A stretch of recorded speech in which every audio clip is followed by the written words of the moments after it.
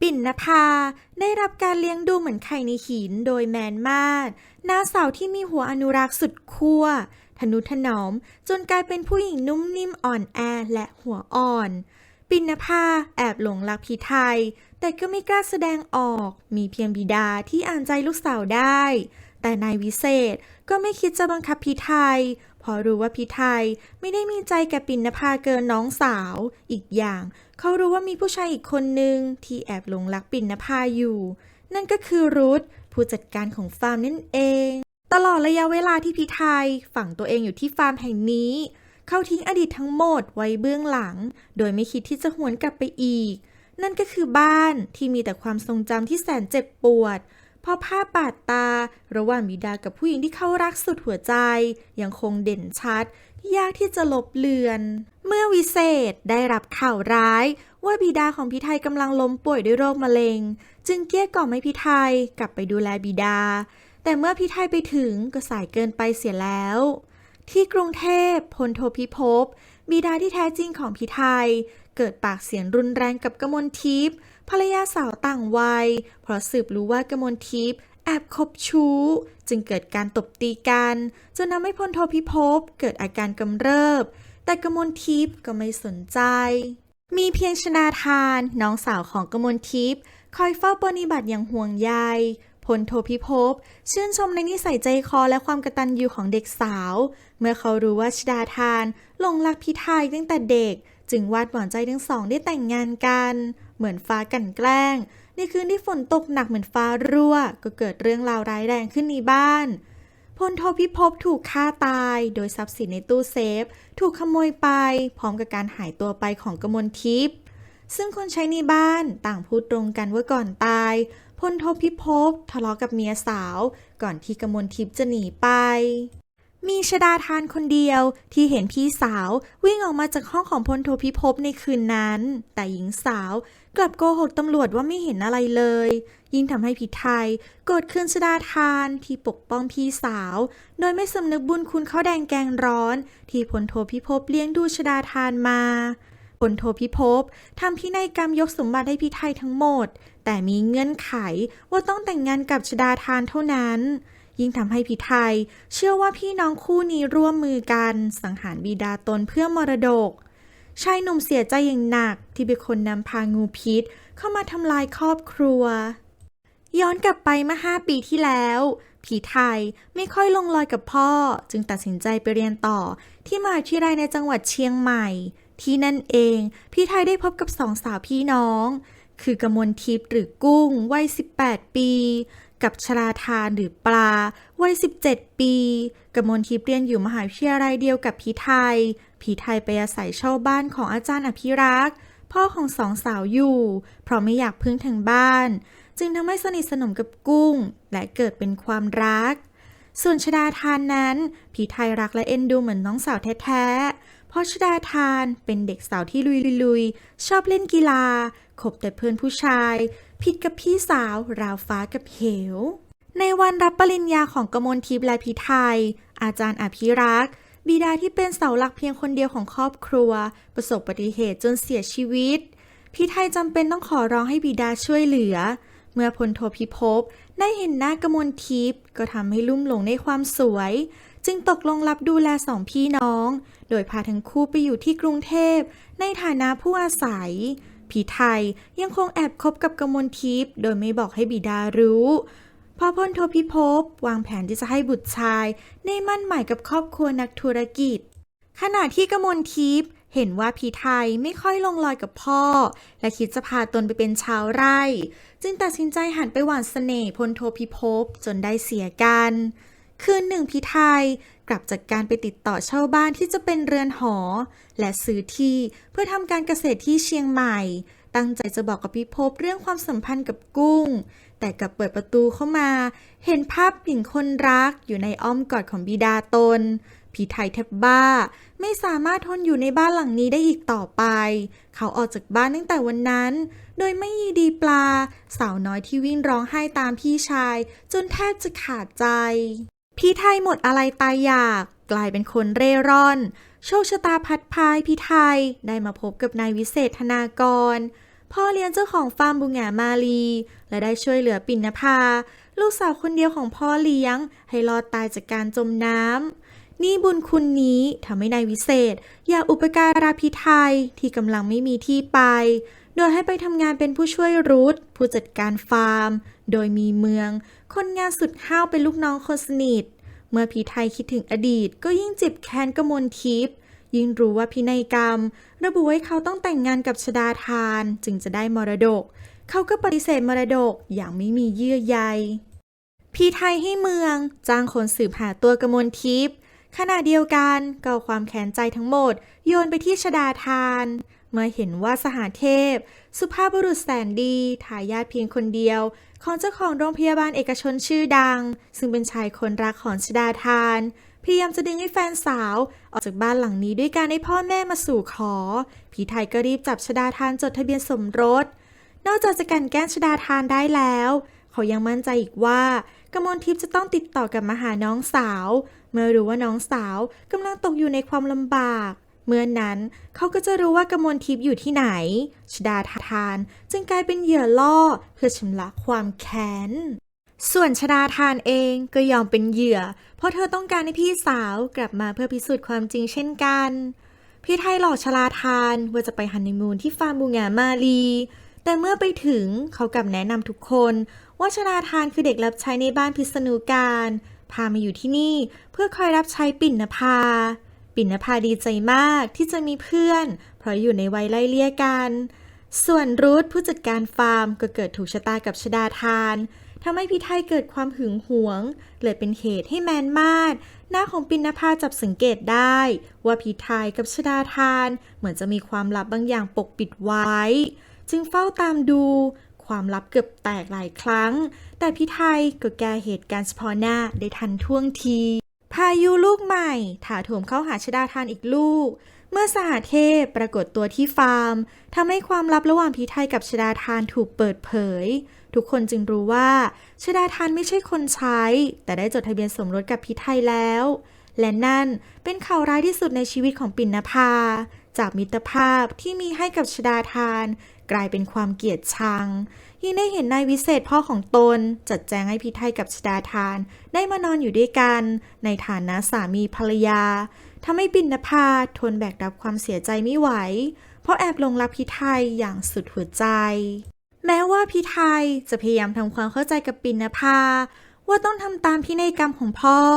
ปิ่นนภาก็ยังทำใจไม่ได้หนีออกจากไร่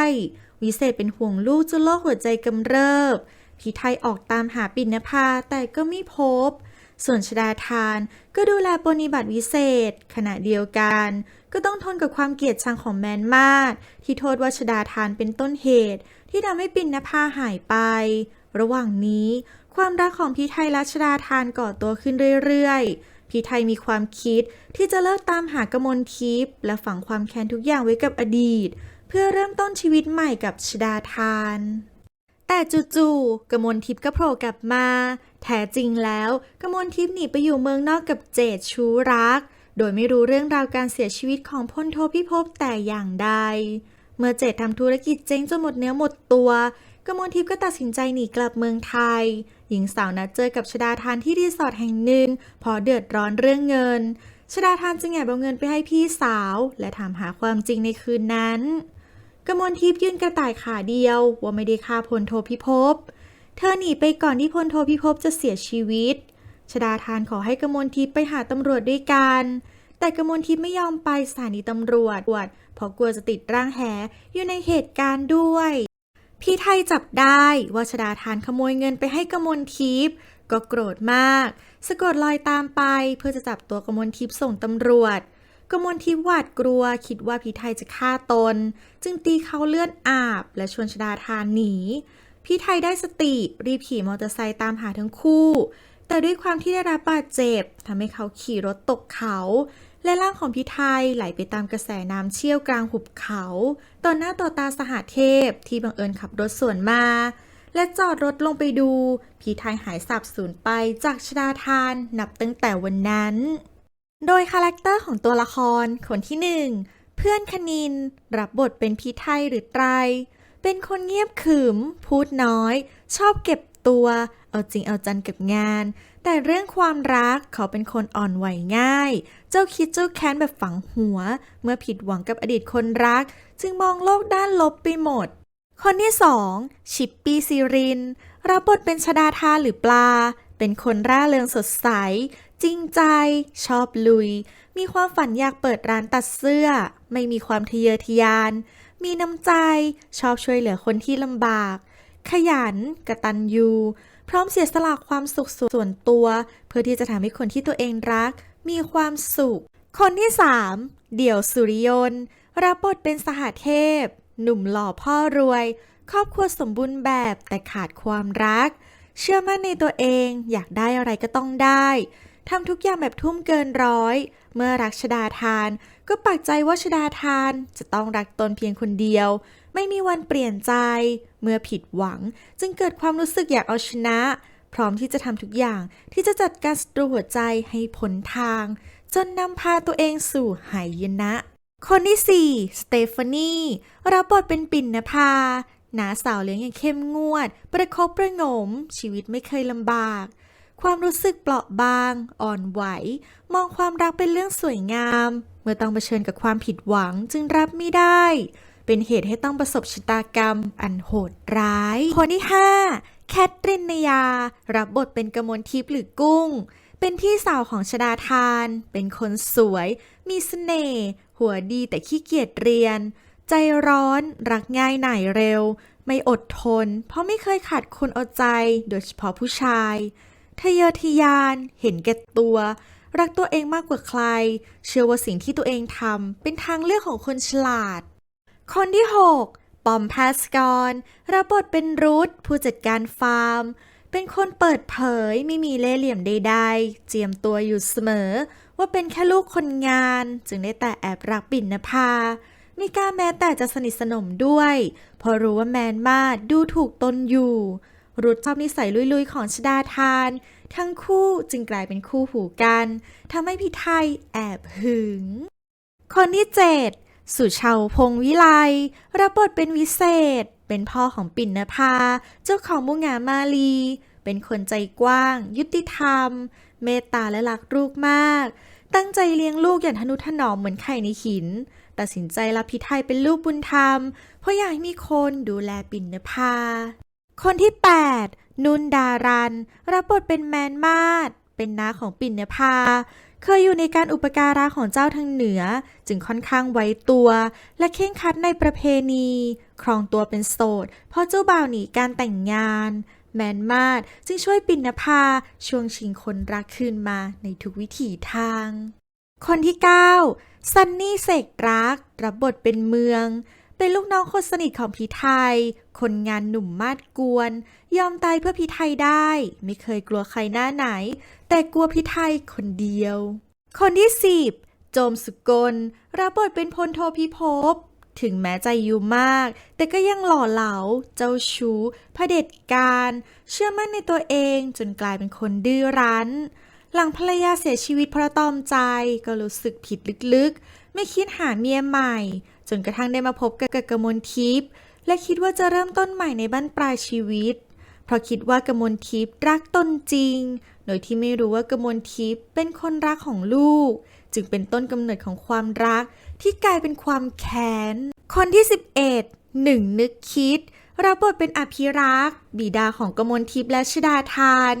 เป็นอาจารย์มหาวิทยาลัยการเกษตรใจดีอบอ้อมอารีมีน้ำใจกับเพื่อนบ้านชอบช่วยเหลือคนอื่นจนตัวเองลำบากเดือดร้อนเป็นคนให้ที่พักแก่พี่ไทยทำให้สนิทสนมกับกมลทิพย์และชฎาธารแต่ภายหลังประสบอุบัติเหตุและเสียชีวิตทำให้กมลทิพย์และชฎาธารต้องมาอาศัยอยู่ที่บ้านของพี่ไทยที่กรุงเทพจนมีเรื่องเกิดขึ้นอีกมากมายคนที่12เด็กชายสิทธิ์วศิลป์รับบทเป็นน้องแทนลูกชายของชฎาธารเป็นเด็กฉลาดรักพ่อมากแม้จะไม่เคยได้พบกันเพราะชฎาธารสร้างภาพพ่อไว้ได้สมบูรณ์แบบมากคนที่13เบสชนิดาภารับบทเป็นดวงใจผู้ช่วยพยาบาลที่หลงรักสหเทพยอมทำทุกอย่างเพื่อให้ได้ใกล้ชิด จนถูกสหเทพใช้เป็นเครื่องมือทำเรื่องผิดบาป คนที่ 14 โอฐาปกรณ์รับบทเป็นสหรัฐพ่อของสหเทพ เป็นคนฉลาดทำโรงพยาบาลยึดแต่ผลประโยชน์และกำไรเป็นหลัก เป็นแบบอย่างให้ลูกชายยึดตาม จนกลายเป็นคนไม่ยอมเสียเปรียบในทุกๆเรื่อง แม้แต่เรื่องความรัก และคนที่ 15 ตุ๋ยนวลปลางรับบทเป็นบุษบา แม่ของสหเทพ เป็นคนเจ้ายศเจ้าอย่างดูถูกคน จะทำดีแต่เฉพาะกับคนที่ให้ผลประโยชน์เท่านั้น ชะตากรรมชีวิตของพี่ไทยและชดาธานจะเป็นอย่างไรต่อไป ความรัก ความลวง จะนำพาพวกเขากลับมาพบกันอีกครั้งได้หรือไม่ ติดตามชมกันได้ในละครเรื่องราตรีลวง ทุกวันจันทร์อังคาร เวลา 20:30 นาที เริ่มตอนแรก วันจันทร์ที่ 9 พฤษภาคมค่ะชอบก็กดถูกใจ ใช่ก็ช่วยกด subscribe หรือกดติดตามให้กวางด้วยนะคะ และคลิปต่อไปกวางจะทำเรื่องอะไร รอติดตามรับชมกันได้เลย ขอบคุณค่ะ